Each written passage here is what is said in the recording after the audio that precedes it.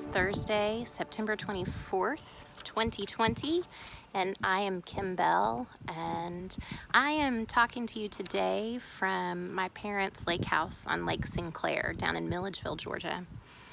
After all the storms that have come through, it sure has been really muddy here at the lake. We haven't wanted to get in the water like we have throughout the summer, and there's lots of debris in the water. And what I normally see is beautiful kind of looks like a mess. So I was sitting up at the house and I was looking down at all of the water, and I thought, that reminds me of the coffee that my grandfather used to drink. So I got up and I took a walk through the yard, and I came down to sit down here at the dock. And I'm looking across the water, and somehow things seem clearer, especially in the places where the sun is hitting the water. What I thought about in that moment was that the lake didn't change, only my perspective changed. It's kind of like life right now.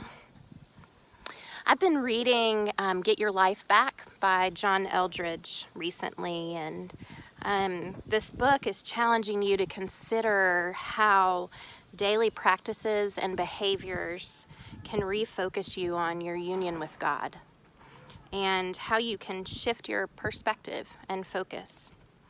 One of those chapters focused on a perspective that I needed to be reminded of. Two of them, actually.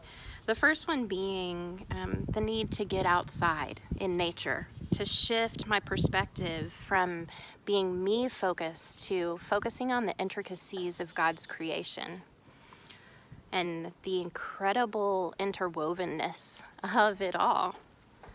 And two, how very interconnected we are with God and with one another. In the chapter that I was reading, there is a focus on the whole earth is filled with your glory. And when I'm here out on the water, that's so much easier for me to be reminded of than when I'm inside and worried with what's on my computer screen or the television or my phone.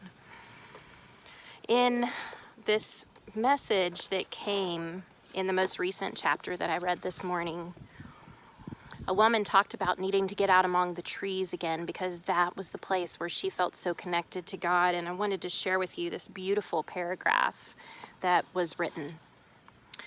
We were sharing things that restore our souls, and for her it is trees.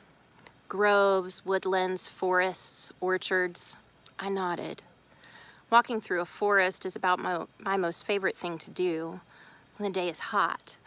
But it's cool under the canopy when the light is filtering down through the leaves in broken patterns, changing colors like the light in a cathedral, coming through the stained glass high above. I love walking along slowly, silently, when the mossy soil is moist and you tread without a whisper.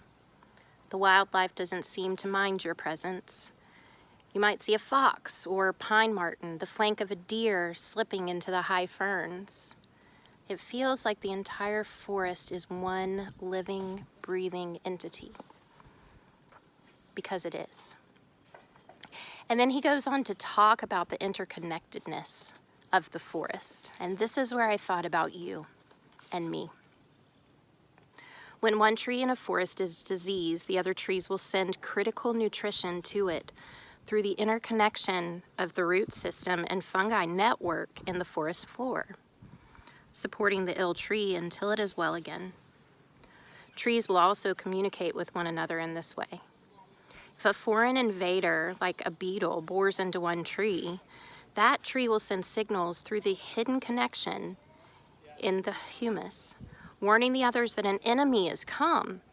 The forest responds by producing immune defenses, which they send up through their trunks and into their leaves. Walking through a forest, the trees appear to be individuals, and they are. But there's an unseen, shared life hidden from view, a connection of life and being I find beautiful and extraordinary.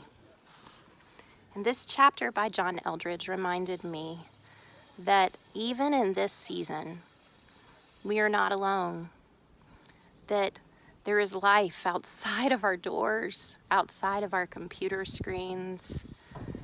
So today I want to encourage you to get outside, to be in creation, to take a look around, and to notice the intricate way that it is made, the interwovenness of it all. And to remember that much like creation, we too are interwoven. We are connected to one another. We need one another. And we will be there just the way the trees are, to remind one another of that. Even when we feel lonely, we are not alone. This is your message of hope for today.